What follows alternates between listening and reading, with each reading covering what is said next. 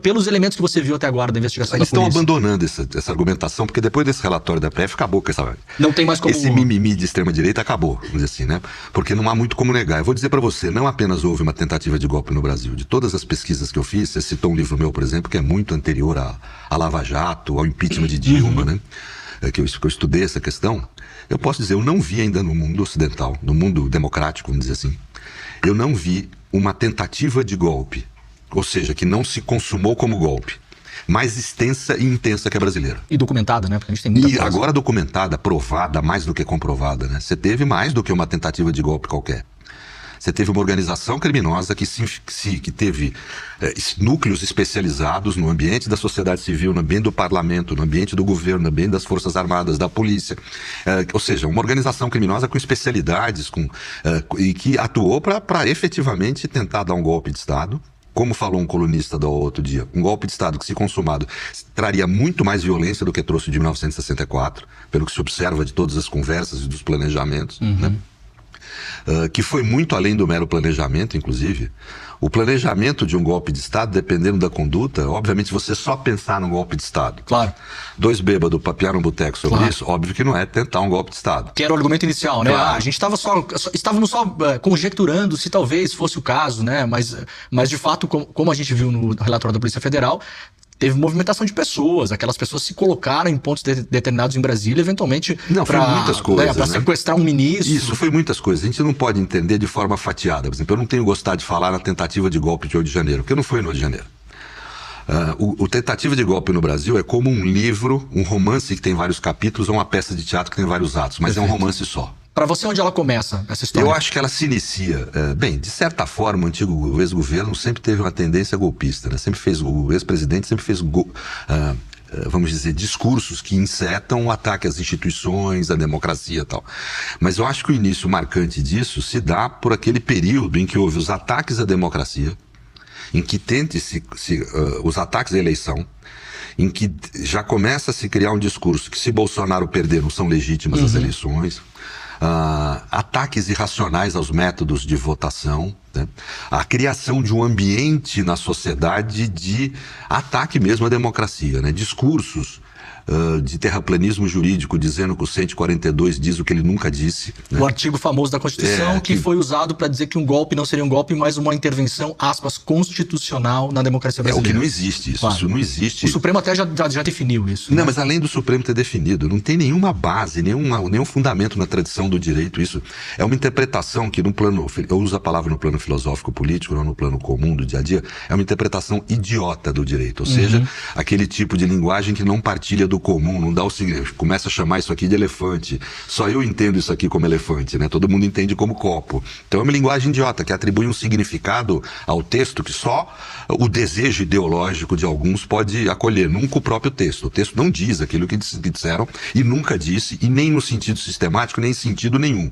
É a interpretação mais idiota do direito que eu, nos meus 40 anos de exercício profissional, pude presenciar. É extremamente idiota essa interpretação, que não é, na realidade, uma interpretação. É a criação de um sentido novo, que a Constituição não tem, nem nunca teve, nem poderia ter, sendo uma Constituição democrática. Mas, de qualquer forma, a criação desse tipo de discurso já começa aí a articular, vamos dizer, as primeiras ações do golpe, porque você não fica só no pensar, você começa a produzir uma narrativa para interferir no comportamento das pessoas, de forma planejada, organizada, né? Com esses ataques à eleição, digamos assim. Depois isso passa a ação concreta, interrupção de trânsito em estradas, ação da Polícia Rodoviária Federal impedindo votação. Quer dizer, nada disso, mero planejamento, inclusive ação de forças do Estado procurando atacar as eleições. Claro. Né? Movimentação tática, diriam os militares, né? Isso.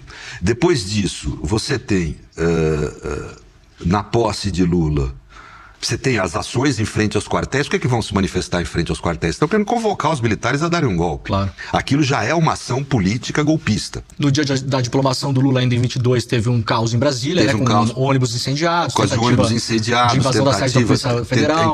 tentativa de invasão da Polícia Federal. Quer dizer, são ações políticas extremistas e violentas de ataque a instituições mesmo, para impedir a posse de Lula. Depois disso, você tem os kids pretos, né? Que aquilo é trágico. Eu fiquei abismado quando eu vi. São psicopatas fardados, essa é a realidade. Você vê pelo discurso deles, matar a gente é coisa comum para eles, é uma operação tática. Vão matar a gente, e não qualquer gente. O presidente eleito, o vice-presidente eleito, o ministro supremo. E pela forma como dialogam, não tem uma absoluta dissintonia com o seu... vamos dizer, com os seus próprios afetos, com o seu próprio sistema límbico, né? Quer dizer, uma absoluta sintonia, quer dizer, nenhuma culpa, nenhum sentido de... Ainda não chega e usa a expressão, é a rataiada que tem que ir mesmo. Quer dizer, ou seja, se atribui o papel de ratos, né? Claro, e sem nenhuma culpa, sem nenhum tipo. Quem que gosta de falar que é um rato? Se chamar de rato. Se chamar de rato, se dizer que não tem ética nenhuma. Claro. E fala, não pode ter o pessoal com ética não, tem que ser a rataiada. Quer dizer, ou seja, quem é que tem... o mínimo de conexão com o seu sistema límbico, com os seus afetos, que não tem a culpa ao dizer um negócio desse, só um psicopata. A desconexão com o sistema límbico é um outro modo de chamar psicopatia, né? Então são psicopatas fardados e treinados para matar, porque são das forças especiais do Exército. Esses kits pretos são, em tese, a nossa elite do Exército para esse tipo de operação. Para esse tipo de operação, que é uma operação que não pode nunca ser usada contra um cidadão brasileiro, especial um cidadão eleito, contra um civil. Houve ali... vamos dizer, uma conduta absolutamente contraditória a todas as regras que você tem na vida social. Mas ali eles chegaram a agir, foram financiados, pegaram dinheiro, gastaram, se organizaram, se locomoveram até perto da casa do ministro Alexandre, se posicionaram, estavam preparados para matar por razão alheia à vontade deles, foram impedidos de matar.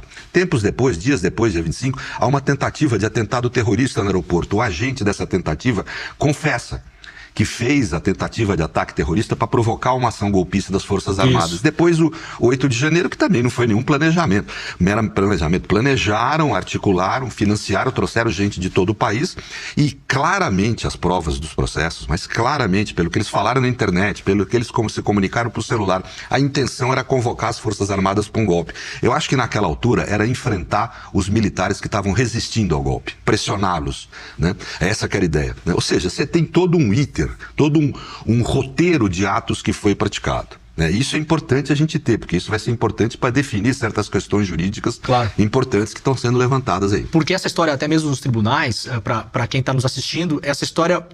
Ela é uma história que precisa ser contada no tribunal e ela precisa ter um começo e um fim. Por isso que eu te perguntei em relação ao começo, né? O começo é, como você bem pontuou, é quando se coloca o nosso sistema eleitoral em dúvida. Eu faço uma comparação muito com os anos 60 e 61, depois que não deu é só certo. colocar em dúvida, vamos lá. Colocar em dúvida é normal. Você faz os ataques, claro. É um ataque ao sistema eleitoral com a função de deslegitimar caso Bolsonaro perdesse a eleição. Mas, Pedro, para criar um motivo, né? Porque para você fazer uma interferência numa democracia, como foi em 64, o motivo que foi dado na época para você criar massa crítica na sociedade, assustar a sociedade, para que parte das pessoas pensem realmente a gente precisa das Forças Armadas, era o comunismo, era a invasão comunista. Então você começa a criar um caos social nas conversas diárias, falando, olha, os comunistas vão invadir, isso aqui a China vai invadir, Cuba vai invadir. Nesse caso, esse caldo cultural, que é o caldo do golpe, é justamente criar a ideia na cabeça das pessoas de que a nossa eleição é uma eleição de faz de conta, é uma eleição falsa. E aí você cria o apoio, né? Então, com fake news, com uma série de instrumentos de comunicação mais contemporâneos. Mas, de qualquer forma, o que eu acho que é relevante é essa história, como você falou. Quer dizer, não é os atos da peça de teatro fastiados, tem que ver a peça como um todo. Por exemplo... Isso, para mim, derruba qualquer argumento de que o ministro Alexandre estaria impedido de julgar porque foi atacado ou ameaçado. Isso é um argumento das defesas, né? Ele deveria ser tirado do processo porque tentaram ou sequestrá-lo ou matá-lo, então ele seria vítima desse... Então a vítima não poderia ser juiz também. Você acha que isso faz algum sentido? Nenhum, porque se você vê que era uma organização criminosa, ele inicia o inquérito depois já das primeiras condutas dessa organização criminosa. E ele é ameaçado por gente dessa organização criminosa. Não é nada novo no Brasil isso. Se você pegar o levantamento de 2018 do CNJ, mais de 100 juízes no Brasil contam com proteção policial e proteção do Estado porque foram ameaçados por organizações criminosas que eles investigavam ou julgavam. Nenhum foi julgado impedido. Perfeito. Nenhum. Eles são mantidos no processo. Porque você não existe a figura do impedimento provocado. O réu não tem direito a escolher quem vai julgá-lo. não tem direito a manipular a jurisdição para impedir um juiz que ele acha que está atuando contra ele, porque efetivamente está aplicando a lei, ele cometeu o crime, então ele quer impedir de ser punido, é natural que ele queira evitar a punição. O que não é natural é ele manipular o processo e a justiça se entregar a isso. Por isso que o artigo, inclusive, é um artigo no Código de Processo Penal, 259, se eu não me engano, agora a minha memória me falha um pouco, que torna, vamos dizer, inviável o impedimento provocado. Mas não é por causa desse dispositivo só, não, é o nosso sistema de justiça como funciona. Um sistema de justiça democrático não pode se deixar manipular pelo crime organizado, né? Então não tem nada de novo. A prática do nosso sistema de justiça é não considerar impedido o juiz que é ameaçado em razão do exercício da sua função pelo crime organizado. Quando o ministro Alexandre foi ameaçado na Europa, por exemplo, por transeuntes que estavam ali, quem é o juiz relator do caso? O ministro Toffoli, não ele, porque aí é um caso particular. Aí foi uma razão privada. Isso, aquela importunação no aeroporto. No aeroporto, isso. Agora no caso do golpe, não. Claro. No caso do golpe, ele foi atacado porque ele era o presidente do TSE que comandava as eleições. O TSE não é só um órgão jurisdicional, ele comanda administrativamente as eleições. E porque ele era ministro do Supremo, já incumbido de decidir na investigação sobre essa organização criminosa golpista. Que não começou com ameaça contra ele. Que não começou com ameaça contra ele. Claro.